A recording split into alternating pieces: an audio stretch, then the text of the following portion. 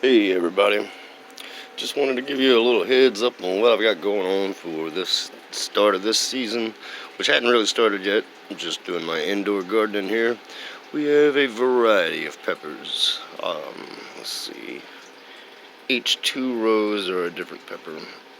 Lots of super hots, like some chocolate habaneros, chocolate reaper, boot jalokia chocolate, mustard naga, and that one back there on the back row is an ahi iguana. We got some ghost pepper seeds that came up. All of these seeds I harvested myself, except for this little 6 patch here. These were gifted to me by a friend from Ireland. They are the ahi pineapple, the KSSK, the KSLS, and the ahi lemon drop. I'm pretty excited about all of those. One has not come up yet. That is the KSSK.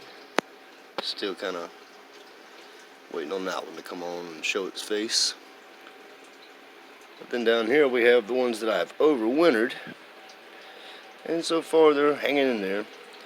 Sticky, stimmy looking guys, but they're hanging in there. Putting out new leaves every now and then. Just giving them enough water to keep them alive.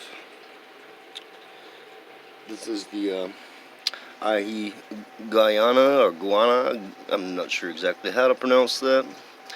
But it's came back. It's probably one of my favorite. The most symmetric. There we go. And this one shoot's just gotten really tall compared to the rest. But it's a really neat type of pepper to grow.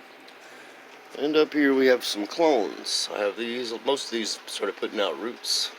That one's looking really weak. This is some Thai basil that I planted this year.